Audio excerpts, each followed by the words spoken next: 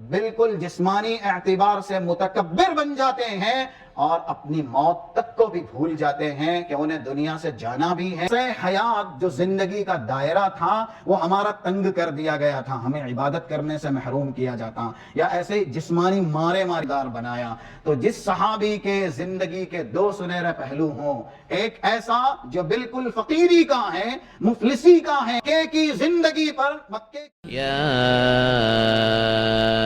أيها الذين آمنوا إذا نودي للصلاة من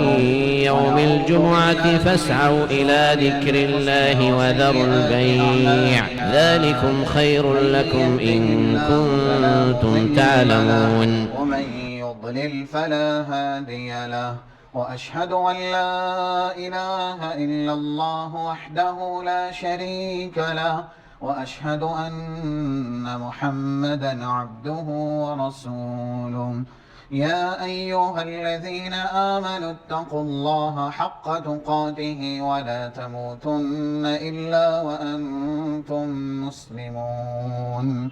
يا أيها الناس اتقوا ربكم الذي خلقكم من نفس واحدة وخلق منها زوجها وبث منهما رجالا كثيرا ونساء واتقوا الله الذي تساءلون به والأرحام إن الله كان عليكم رقيبا. يا أيها الذين آمنوا اتقوا الله وقولوا قولا سديدا يصلح لكم أعمالكم ويغفر لكم ذنوبكم ومن يطع الله ورسوله فقد فاز فوزا عظيما.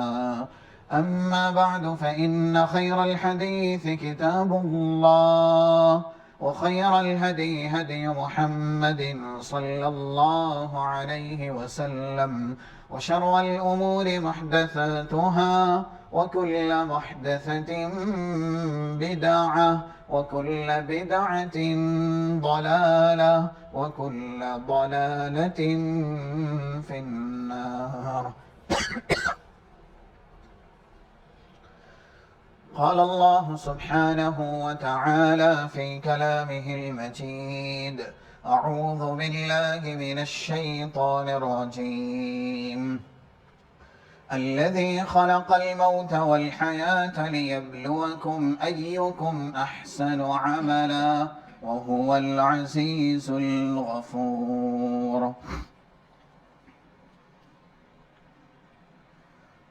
خطبہ مسنونہ کے بعد سورہ ملک کی ایک مشہور آیت کریمہ 2 نمبر کی ابھی آپ کے سامنے تلاوت کی گئی. قرآن اور حدیث کی روشنی میں مختصر سے وقت میں جس موضوع پر گفتگو کرنی ہے وہ ہے بیماری کے فوائد اور ثمرات. گزشتہ جمعہ کچھ باتیں اس تعلق سے آپ کے سامنے بیان کی گئی تھی، اسی کا تتمہ آج آپ کے سامنے بطور خلاصہ بیان کیا جائے گا. کلام مجید میں رب العالمین نے اپنے بندوں کو یہ درس سبق اور یہ تعلیم دی ہے. کچھ موقع سے اس طرح کی باتیں بیان کی گئی جیسا کہ آیت کریمہ جو پڑھی گئی سورہ ملک کی. اللہ ارشاد فرماتا ہے: الذی خلق الموت والحیاة لیبلوکم ایکم احسن عملا، کہ رب العالمین دنیا میں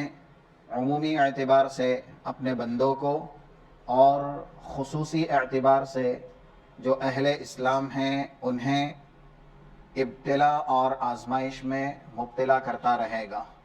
ابتلا آزمائش ہی کا ایک حصہ اور ایک جز جسمانی بلائیں ہیں، جسمانی مصیبت ہے جسے ہم اور آپ جسمانی مرض، جسمانی تکلیف یا جسمانی بیماری کہتے ہیں. تو رب العالمین نے ارشاد فرمایا اللہ ہی وہ ذات ہے جس نے موت اور زندگی کو پیدا کیا تاکہ وہ تم کو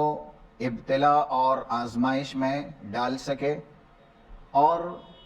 ابتلا آزمائش میں ڈالنے کا مقصود یہ ہے کہ اللہ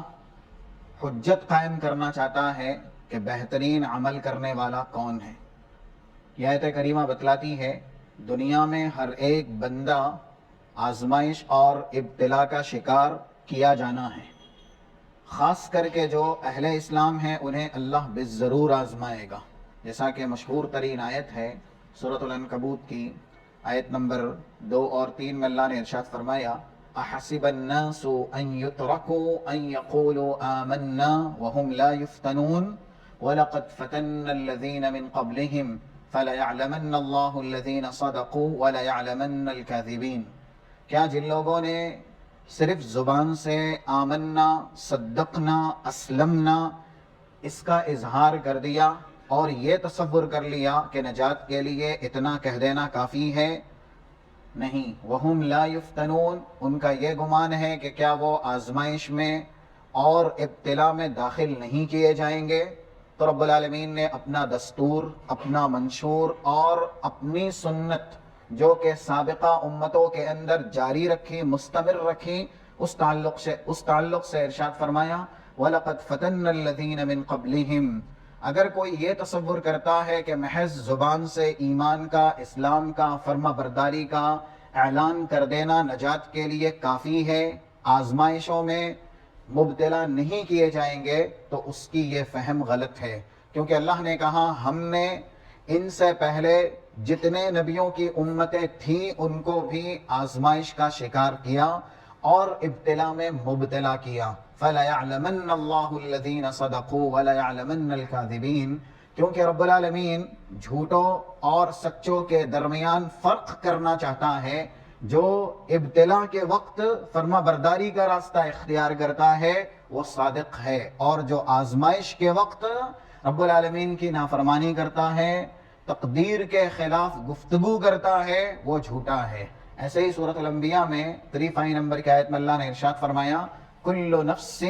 ذائقۃ الموت، ہر ایک نفس کو جو دنیا میں آیا ہے موت کا مزہ چکھنا ہے۔ جیسے ہر ایک نفس دنیا میں موت کا مزہ یا ایسے ہی لقمہ اجل بنایا جائے گا،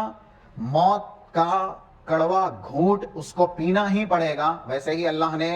آگے جو حقیقت ہے وہ بھی بیان کی، وہ ہر ایک نفس کے تعلق سے، ہر ایک بشر کے تعلق سے دنیا میں ہونے والی ہے۔ وَنَبْلُوكُمْ بِالشَّرِّ وَالْخَيْرِ فِتْنَةً، ہم تمہیں ابتلا میں، آزمائش میں مبتلا کریں گے، اور اس کے 2 طریقے ہو سکتے ہیں، یا تو اللہ آزمائش کرتا ہے فقیری میں، لاچاری میں، مفلسی میں، بے بسی میں اور بیماری میں، یا ایسے ہی دوسرا طریقہ ہے رب العالمین آزمائش کرتا ہے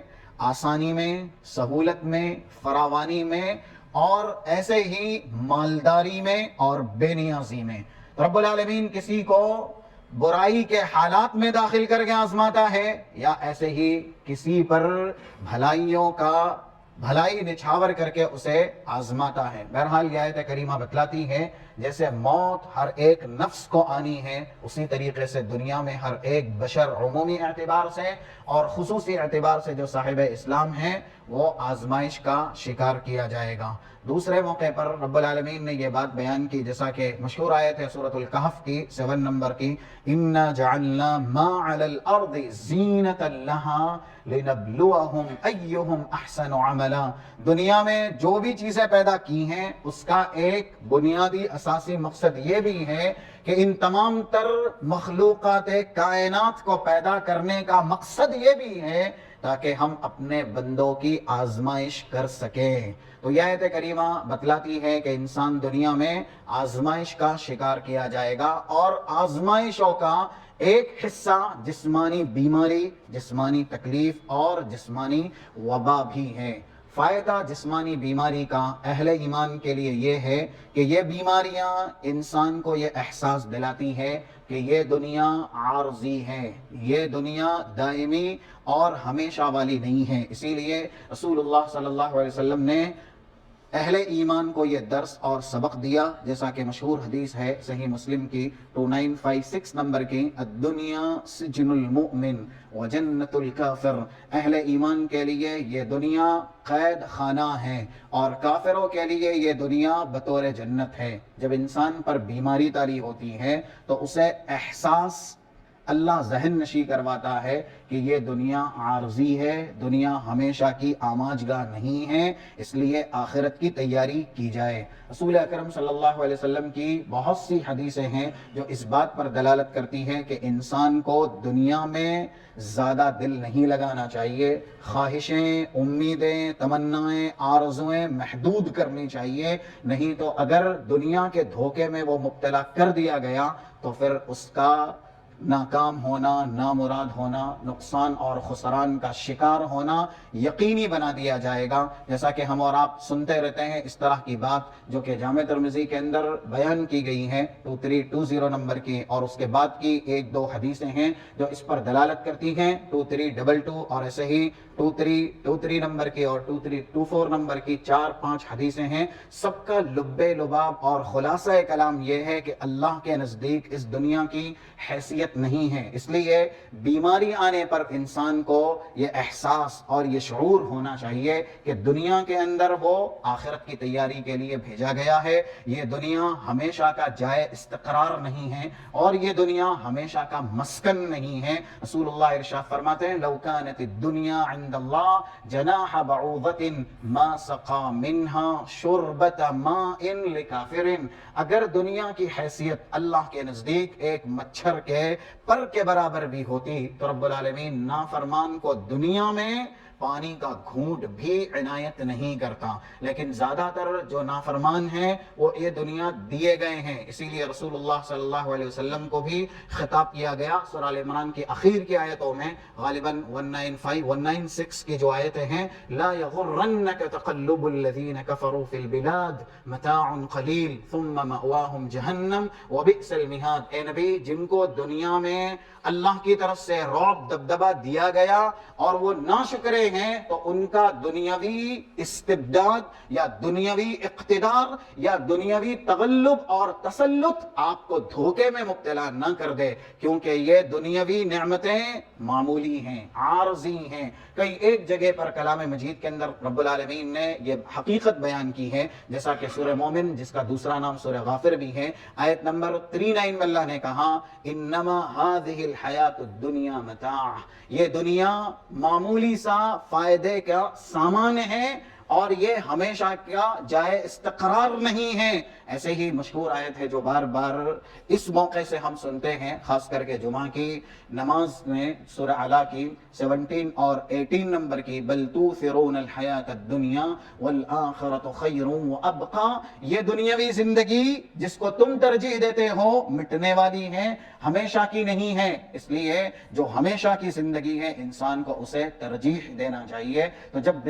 جسمانی بیماری طاری ہوتی ہے تو انسان کو احساس اور ایسے ہی شعور یا بیداری آتی ہے کہ وہ دنیا میں آخرت کی تیاری کے لیے پیدا کیا گیا ہے۔ اگر یہ بیماریاں نہ ہوں، جیسا کہ علامہ ابن قیم نے کچھ باتیں نقل کی ہیں جو ان کی مشہور کتاب ہے زاد المعاد کے اندر، لولا محن الدنیا ومصائبها لأصاب العبد من ادواء الكبر والعجب والفرعنة وقسوة القلب وما هو سبب هلاكه عاجلا وآجلا، اگر دنیا میں یا آزمائشیں یا جسمانی بیماریاں نہ ہوتی تو زیادہ تر اللہ کے بندے متکبر بن جاتے، زیادہ تر اللہ کے بندے اس دنیا میں ہلاکت بربادی کا شکار ہو جاتے، کیونکہ وہ بیماری یا ایسے ہی جسمانی آفت اور مصیبت کا شکار نہ کرنے کی وجہ سے اپنے آپ کو ہی سب سے بڑا یا اپنے آپ کو ہی سب سے بہتر سمجھنے لگتے ہیں۔ اسی لیے ایک قول جو کہ شیخ الاسلام ابن تیمیہ کا ہے، وہ کہا کرتے تھے اپنے شاگردوں کو، مصیبت تقبل بها علی اللہ خیر من نعمت تنسیک ذکر اللہ، اللہ کی طرف سے اگر انسان کو جسمانی مصیبت یا تکلیف دی جاتی ہے اور وہ جسمانی تکلیف مصیبت اسے یہ احساس دلاتی ہے کہ تم مخلوق ہو تم دنیا میں اللہ کی عبادت کے لیے پیدا کیے گئے ہو، یہ جسمانی مصیبت بہتر ہے ان نعمتوں سے جن نعمتوں میں پروان چڑھ کے، جن نعمتوں میں منہمک ہو کر کے انسان زیادہ تر اللہ کے ذکر سے اعراض کرتا ہے۔ اسی لیے قرآن کریم نے یہ نقشہ کھینچا، جیسا کہ یہ آیت کریمہ ہم بار بار سنتے رہتے ہیں، سورۃ المنافقون کی ہے، آیت نمبر 9، یا ایھا الذین آمنوا لا تلہکم اموالکم ولا اولادکم عن ذکر اللہ، ایمان والو تمہیں تمہارا مال، تمہاری اولاد، کیونکہ اللہ کی طرف سے دی گئی نعمتوں میں بڑی نعمت اولاد ہے، بڑی نعمت انسان کا مال ہے۔ ان دو نعمتوں کو اسی لیے قرآن کریم میں بطور مثال پیش کیا گیا کیونکہ زیادہ تر انسان اسی کا حریص ہوتا ہے، اسی کا لالچی ہوتا ہے، اور اللہ کی دی گئی نعمتوں میں بڑی نعمتیں یہی ہیں دنیاوی اعتبار سے۔ تو رب العالمین نے کہا اہل ایمان تمہیں تمہارا مال اور تمہاری اولاد اللہ کے ذکر سے غافل نہ کر دے۔ تو وہ جو مقولہ ہے شیخ الاسلام ابن تیمیہ کا کہ انسان کو جسمانی درد اور جسمانی تکلیف جس سے کہ وہ اللہ کی تابعداری، وفاداری اور اسلام کے لیے جانثاری والا عمل کرے، یہ بہتر ہے اس کے لیے اس سے کہ وہ نعمتوں میں پروان چڑھے اور اللہ کے ذکر سے غافل کر دیا جائے۔ قرآن کریم میں اور ایک موقع سے کہا گیا، سورہ انعام کی 44 نمبر کی آیت ہے، فَلَمَّا نَسُوا مَا ذُكِّرُوا بِهِ فَتَحْنَا عَلَيْهِمْ أَبْوَابَ كُلِّ شَيْءٍ حَتَّى إِذَا فَرِحُوا بِمَا أُوتُوا أَخَذْنَاهُمْ بَغْتَةً۔ جن لوگوں کو دنیا میں جب بہت نعمتیں دی جاتی ہیں، کیونکہ الفاظ ہیں فَتَحْنَا عَلَيْهِمْ أَبْوَابَ كُلِّ شَيْءٍ، ہم نے ان کے اوپر ساری نعمتوں کے دروازے کھول دیے، تو پھر ہوتا کیا ہے، نسوا ما ذکروا بہ، ان کو جو نصیحت کی جاتی ہے وہ نصیحتیں وہ فراموش کر دیتے ہیں۔ آپ دیکھیے جتنے بھی بڑے بڑے ظالمین جن کا قصہ واقعہ قرآن کریم میں بطور اشارہ اللہ نے بیان بھی کیا ہے، چاہے وہ فرعون ہو، چاہے وہ قارون ہو، چاہے وہ ابو لہب ہو، یا اور دوسرے ظالمین فاسقین اور فاجرین ہو، ان سب کو دنیا میں بیش بہا نعمتیں اللہ نے دی، بہت زیادہ نعمتیں دی، لیکن جب انہوں نے نعمتوں کی ناشکری کی اور جو نصیحت وہ کیے گئے تھے، ان کی طرف نبی رسول جو مبعوث کیے گئے، انہوں نے نبیوں کا راستہ ترک کیا، نبیوں کی تکذیب کی، اللہ اور اس کے رسول کا استہزاء مذاق کیا، تو پھر رب العالمین نے کیا کیا؟ اس لیے قرآن کریم نے کہا کہ زیادہ تر جن پر نعمتیں طاری ہوتی ہیں، نازل ہوتی ہیں، وہ نصیحت سے بیزاری اختیار کرتے ہیں، اللہ اور اس کے رسول کی نافرمانی کا ارتکاب کرتے ہیں، اور جب یہ ہونے لگتا ہے تو پھر حتی اذا فرحوا بما اوتوا اخذناہم بغتہ، جب وہ نعمتوں میں شرابور ہو کر کے بالکل جسمانی اعتبار سے متکبر بن جاتے ہیں اور اپنی موت تک کو بھی بھول جاتے ہیں کہ انہیں دنیا سے جانا بھی ہے یا ان کا کوئی خالق بھی ہے اور ان کا کوئی حساب لینے والا بھی ہے، جب یہ تصور اور یہ تخیل ذہن سے فراموش ہو جاتا ہے، اخذناہم بغتہ، تو اللہ یہ کہتا ہے کہ ہم اچانک انہیں پکڑتے ہیں، اور جب ہمارا عذاب اچانک آتا ہے فَإِذَا هُمْ مُبْلِسُونَ، تو پھر وہ بلبلاتے ہیں، سسکتے ہیں، معافی تلافی استغفار اس کا اظہار زبان سے کرتے ہیں، لیکن دیر ہو چکی ہوتی ہے، پھر ان کو مہلت نہیں دی جاتی۔ ایک دوسرے موقع پر بھی کلام مجید میں رب العالمین نے یہ اسی طرح کا ایک عنوان بیان کیا، جیسا کہ سورہ اسراء کی کچھ آیتیں ہیں 17، 18 اور 19 نمبر کی، رب العالمین ارشاد فرماتا ہے وَإِذَا أَرَدْنَا أَن نُهْلِكَ قَرْيَةً أَمَرْنَا مُتْرَفِيهَا فَفَسَقُوا فِيهَا فَحَقَّ عَلَيْهَا الْقَوْلُ فَدَمَّرْنَاهَا تَدْمِيرًا وَكَمْ أَهْلَكْنَا مِنَ الْقُرُونِ مِن بَعْدِ نُوحٍ وَكَفَى بِرَبِّكَ بِذُنُوبِ عِبَادِهِ خَبِيرًا بَصِيرًا۔ ہم جب کسی قوم کو ہلاک کرنا چاہتے ہیں تو ان میں کچھ لوگوں کو نعمتوں سے نوازتے ہیں، جب وہ بہت زیادہ نعمتیں دیے جاتے ہیں تو ناشکری کا راستہ اختیار کرتے ہیں، فَفَسَقُوا فِيهَا، تو جو لوگ نعمتیں دیے گئے اور ناشکری کا راستہ اختیار کیا، رب العالمین ان کی وجہ سے انہیں بھی اور ان کے ساتھ جو رہتے ہیں ان سب کو اچانک والے عذاب میں گرفتار کرتا ہے۔ پھر اللہ نے کہا فَدَمَّرْنَاهَا تَدْمِيرًا، ہم اس قریے کو، اس گاؤں کو اور اس بستی کو اور اس قوم کو حرف غلط کی طرح دنیا سے نیست نابود کر دیتے ہیں، مٹا دیتے ہیں۔ تو یہ آیت کریمہ بتلاتی ہیں کہ بسا اوقات انسان کے لیے نعمتیں گمراہی کا سبب بنتی ہیں، اور آفتیں، مصیبتیں، بلائیں چاہے جسمانی تکلیف ہی کی کیوں نہ ہو، وہ ان کے لیے خیر کا، ہدایت کا، رشد کا، دین کی طرف پلٹنے کا اور اپنے گناہ کی معافی تلافی کا سوال کرنے کا باعث بنتی ہیں۔ اسی لیے آپ دیکھیں حدیث رسول ہے 2464 نمبر کی جامع ترمذی کے اندر، صحابہ کرام کا اجماعی یہ قول ہے، صحابہ کرام کا اجماعی یہ نظریہ ہے، وہ کہتے ہیں جو مہاجرین صحابہ ہیں جب مدینے میں آئے اور ان میں سے جن پر اللہ نے فراوانی کی، ان لوگوں کا یہ سوچنا اور یہ تصور ہے ابتلینا مع رسول اللہ صلی اللہ علیہ وسلم بالضراء فصبرنا معہ،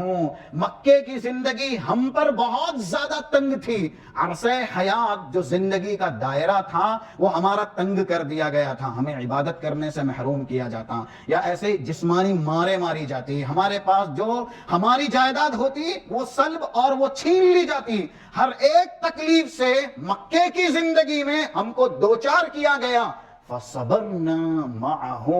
یہ عبد الرحمن ابن عوف اس اثر کے راوی ہیں، وہ بیان کرتے ہیں کیونکہ ان کی زندگی کے دو سنہرے پہلو ہیں۔ ایک پہلو یہ ہے کہ جب ہجرت کر کے آئے تو سرتا پیر بالکل خلاش تھے، کچھ بھی نہیں تھا ان کے پاس، اور دوسری زندگی کا سنہرا پہلو یہ ہے کہ جب انہوں نے کاوش محنت کی مدینے کی سرزمین پر پہنچ کر کے، تو اللہ نے مدینے میں جو موجود مالدار صحابہ تھے ان سے بھی ان کو زیادہ رئیس بنایا، زیادہ مالدار بنایا۔ تو جس صحابی کے زندگی کے دو سنہرے پہلو ہوں، ایک ایسا جو بالکل فقیری کا ہے، مفلسی کا ہے، آفت اور مصیبت کا ہے، اور دوسرا بالکل ہی آسائش کا ہے، فراوانی کا ہے، خوشحالی کا ہے، ان کا یہ کہنا ہے۔ اور صحابہ ہم اور آپ کے لیے رہنما ہیں، صحابہ ہم اور آپ کے لیے اسوہ ہیں، انہوں نے جس طریقے سے دین کو عملی جامہ پہنایا، ہم اور آپ اگر پہنائیں گے، انہوں نے جو دین سمجھا ہم اور آپ سمجھیں گے تو راہیاب کیے جائیں گے۔ کیا فرماتے ہیں یہ صحابی؟ ابتلینا مع رسول اللہ بالضراء فصبرنا معہ، مکے کی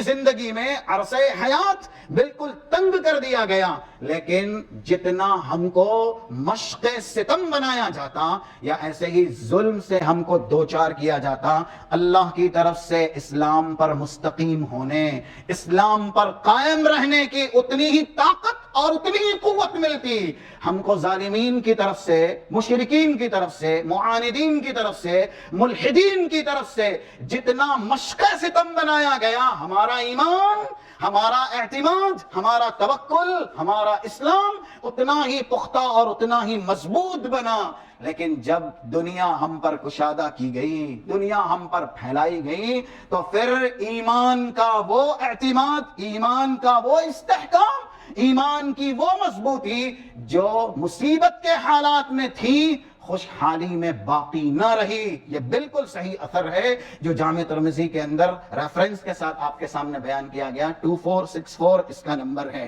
اسی لیے یہ جسمانی آفتیں، یہ جسمانی مصیبتیں صاحب ایمان کے لیے بہت زیادہ فائدے مند ہیں۔ اگر یہ مصیبتیں نہ ہوتی تو پھر انسان دنیا میں ہلاکت، تباہی، بربادی کا لقمہ بنا دیا جاتا۔ یہ ایک بڑا فائدہ ہے کہ انسان کو جسمانی مصیبت آتی ہے تو اللہ کی طرف سے اسے احساس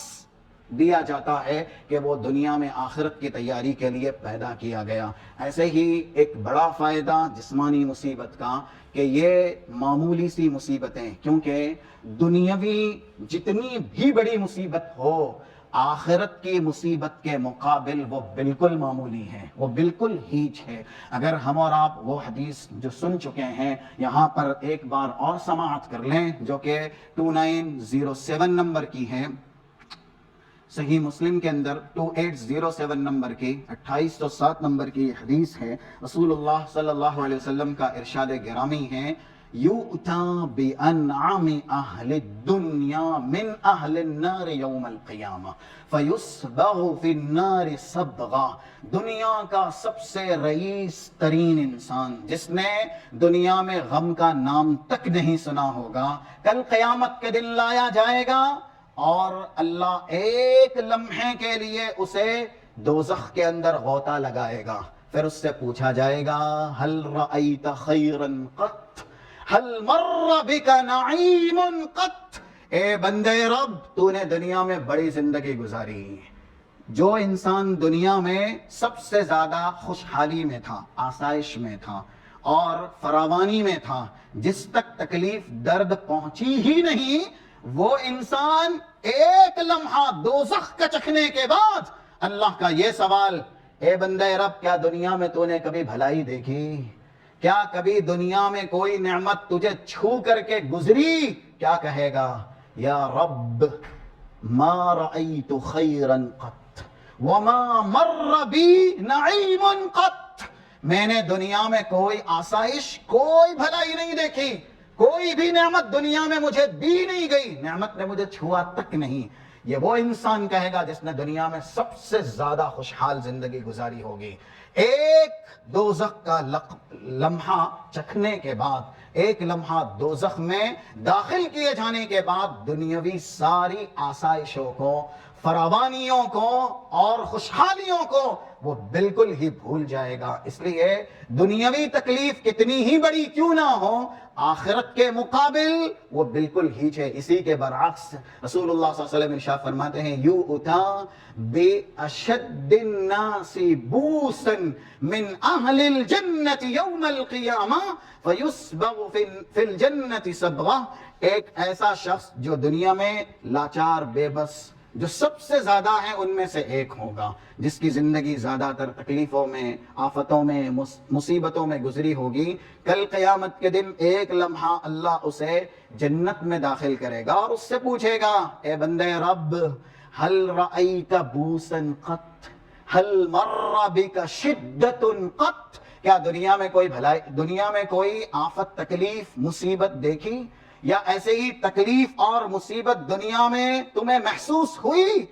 جس کی ساری زندگی دنیا میں دکھ میں، تکلیف میں، آفت اور مصیبت میں گزری ہوگی، جنت کا ایک لمحہ چکھنے کے بعد وہ بندے رب اللہ سے کہے گا اللہ میں نے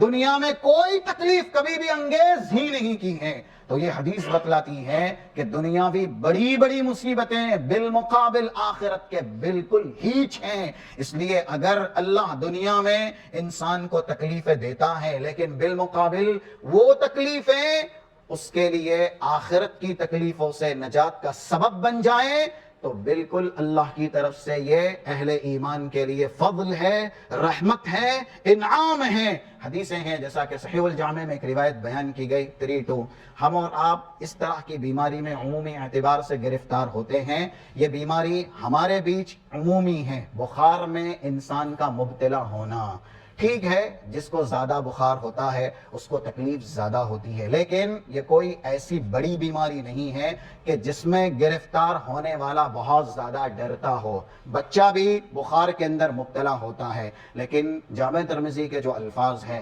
یہ ہیں بیماری کے فائدے اہل ایمان کے لیے. 2088 نمبر کی حدیث ہے جس کی تصحیح کا ریفرنس صحیح الجامع کے حوالے سے جو علامہ سیوطی کی کتاب ہے آپ کے سامنے دیا گیا. 32 نمبر کی حدیث اس کے اندر موجود ہے. رسول اللہ صلی اللہ علیہ وسلم جب ایک صحابی کی عیادت کے لیے گئے جو کہ بخار میں مبتلا تھے تو آپ نے عیادت کے وقت کہا ابشر،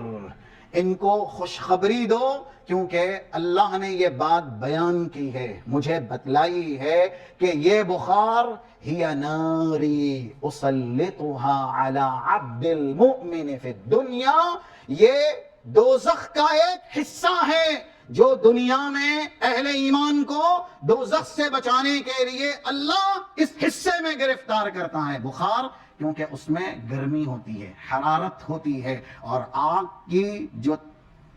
خصوصیت ہے وہ بھی تپش یا حرارت گرمی والی ہے. اسی لیے الفاظ حدیث ہیں بخار کو کہا گیا، اللہ کہہ رہا ہے ہی ناری، یہ میری آگ ہے. اسلطها على عبد المؤمن فی الدنیا، میں مومن بندوں پر دنیا میں اسے مسلط کرتا ہوں. یعنی اگر ہم اور آپ صاحب ایمان ہیں اور بخار کی بیماری میں مبتلا ہوتے ہیں تو اس کا فائدہ کیا ہے؟ لِتَكُونَ حَظَّهُ مِنَ النَّارِ يَوْمَ الْقِيَامَةِ، کل قیامت کے دن دوزخ کی آگ سے اس بخار میں گرفتار ہونے کی وجہ سے اور اس پر صبر کرنے کی وجہ سے بچا لیے جائیں گے. اب اس سے بڑھ کر کے انعام اہل ایمان کے لیے کیا چاہیے کہ ایک انسان بخار جیسی بیماری میں گرفتار ہو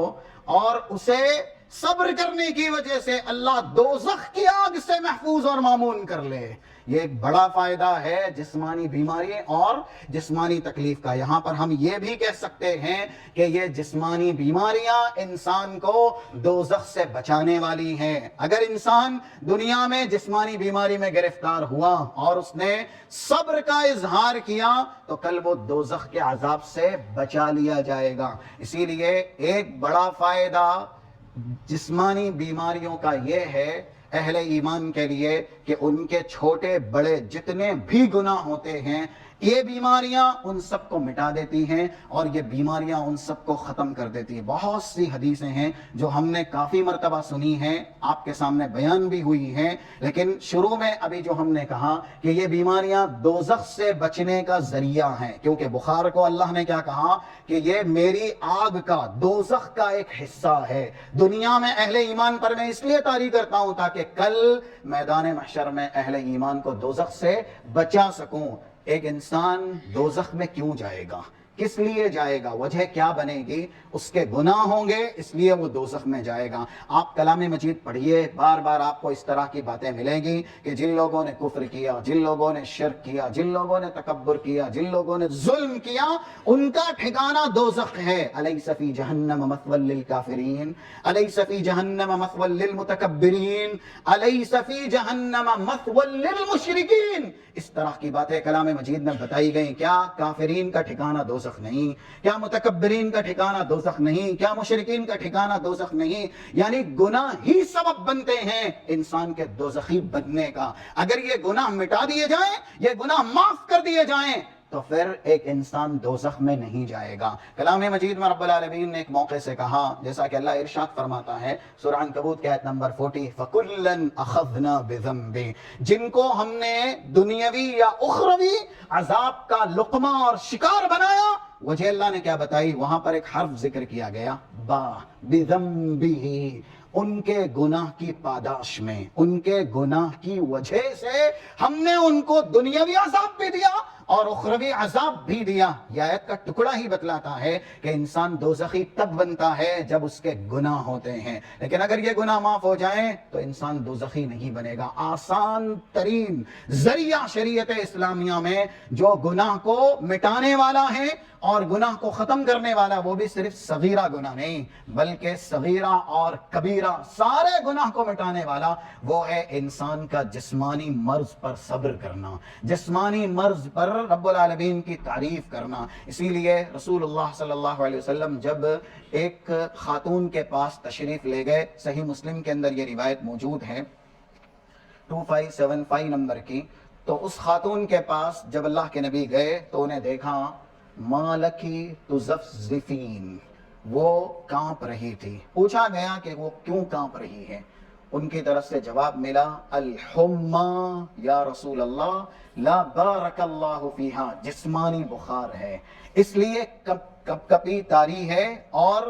مجھے اس کی شدت زیادہ محسوس ہو رہی ہے. اللہ کسی کو بھی ایسا جسمانی بخار نہ دے. رسول اللہ نے کیا تعلیم دی؟ اس موقع پر اس خاتون کو کیا نصیحت کی؟ لا تسب الحمى، یہ جسمانی بخار تمہارے لیے قابل ملامت نہیں ہے، اس لیے زبان سے ایسے ویسے کلمات مت کہو کہ ایسی بیماریاں اللہ کسی کو بھی نہ دیں. فَإِنَّهَا تُذْهِبُ خَطَايَا بَنِي آدَمَ كَمَا يُذْهِبُ الْكِيرُ خَبَثَ الْحَدِيدِ. دیکھیے جب تشبیہ دی جاتی ہے تو وہ مکمل ناحیے سے ہوتی ہیں. رسول اللہ صلی اللہ علیہ وسلم تشبیہ دے رہے ہیں، یہی بخار اہل ایمان کے سارے گناہ مٹنے کا ذریعہ بنا دیا جاتا ہے. جس طریقے سے سونے کو جب آگ پر تپایا جاتا ہے تو اس کے اوپر سے گرد و غبار آگ کھا جاتی ہے، وہ سونا نکھر کر کے بالکل خالص بنتا ہے۔ تو آپ جب سونے کو آگ پر تپائیں تو کیا اس کے اوپر جو گرد و غبار ہوگا کچھ آگ کھائے گی، کچھ چھوڑ دے گی؟ نہیں، جتنا گرد و غبار ہوگا آگ سب کو ہی مٹا دے گی، سب کو ہی ختم کر دے گی۔ رسول اللہ صلی اللہ علیہ وسلم کیا کہہ رہے ہیں؟ یہ جسمانی بخار بنی آدم کے جتنے گناہ ہیں، اور قاعدہ بھی وہاں پر فٹ ہوتا ہے، خطایا بنی آدم، مفرد ہو یا جمع ہو، عربی کا ضابطہ ہے جب اس کو مضاف بنایا جاتا ہے تو وہ عموم پہ دلالت کرتا ہے۔ یہاں خطایا جمع ہے اور مضاف ہے جو دلالت کرتا ہے کہ بنی آدم کے چھوٹے سے بڑے گناہ اس جسمانی بخار کی وجہ سے معاف کر دیے جاتے ہیں، اور جب گناہ معاف ہو گئے تو وہی بنی آدم دوزخ سے بچا لیا جاتا ہے۔ ایک دوسری حدیث جو کہ دلالت کرتی ہے اسی پر، رسول اللہ صلی اللہ علیہ وسلم کا ارشاد گرامی ہے، جیسا کہ اس طرح کی حدیث ہم نے سنی ہے سلسلہ صحیحہ میں 2009 نمبر سے، اللہ ارشاد فرماتا ہے، حدیث قدسی ہے، اذا ابتلیت عبدا من عبادی مؤمنا فحمدنی علی ما ابتلیتہ علیہ، جب میں اپنے کسی مومن بندے کو جسمانی تکلیف میں مبتلا کرتا ہوں اور وہ میری تعریف کرتا ہے، الحمدللہ کے کلمات کہتا ہے، کیونکہ ہم کو سکھایا گیا ہے 3803 نمبر کی جو حدیث ہے سنن ماجہ کی، رسول اللہ صلی اللہ علیہ وسلم کو جب بھی کوئی تکلیف پہنچتی آپ یہ دعا پڑھتے الحمدللہ علی کل حال۔ تو جسمانی تکلیف اگر کسی کو پہنچی ہے، اس نے اگر الحمدللہ علی کل حال یہ پڑھ لیا تو اب حدیث قدسی میں آگے دیکھیے اللہ کیا کہتا ہے، فَإِنَّهُ يَقُومُ مِن مَضْجَعِهِ، ابھی وہ جسمانی تکلیف سے پوری طرح راحت حاصل بھی نہیں کرتا، بستر سے پوری طرح کھڑے ہونے کا باعث بھی نہیں بنتا، ہم اسے ایسا بنا دیتے ہیں کَيَوْمِ وَلَدَتْهُ أُمُّهُ، گویا کہ اس کی ماں نے ابھی اسے جنا ہے۔ اب یہ جو الفاظ ہیں کہ اس کی ماں نے ابھی ہی اسے جنا ہے، بچہ جب پیدا ہوتا ہے تو کیا اس پر کوئی گناہ ہوتا ہے؟ معصوم ہوتا ہے، اور ایک لمبے عرصے تک وہ معصوم ہی رہتا ہے۔ تو یہاں پر تشبیہ دی گئی ہے کہ جسمانی تکلیف پر اگر صبر کیا، اللہ کی تعریف کی، تو ایسا ہو جائے گا وہی صاحب ایمان جو گناہ کے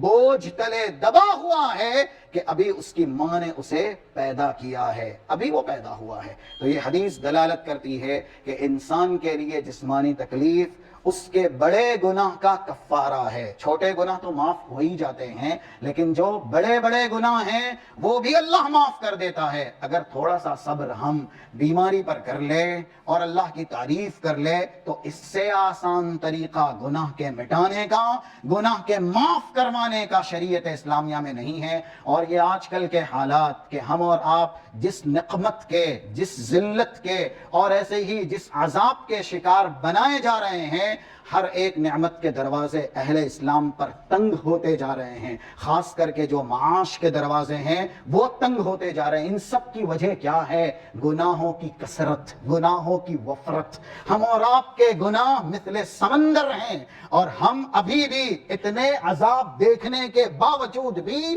گناہوں میں مصر ہیں، مستمر ہیں۔ اگر ہمارے گناہ بیماری پر معمولی سا اظہار صبر کرنے کی وجہ سے معاف ہو جاتے ہیں تو یہ اللہ کی طرف سے بہت بڑا انعام ہے۔ ہم اور آپ جو بیماری کے فائدے یہاں پر سماعت کر رہے ہیں اس میں سے یہ بڑا فائدہ ہے کہ اہل ایمان اگر جسمانی بیماری میں مبتلا ہوتے ہیں تو انہیں مایوس ہونے کی ضرورت نہیں ہے، وہ بیماری ان کے لیے اللہ کی طرف سے ایک انعام ہے، کیونکہ ان کے گناہ کبیرہ کے مٹانے کا رب العالمین انتظام کرتا ہے۔ رب العالمین ہمیں اس طرح کی باتیں جو کہ بیماری کے فوائد ہیں سننے، سمجھنے اور حسب استطاعت لوگوں تک پہنچانے کی توفیق عنایت فرمائے۔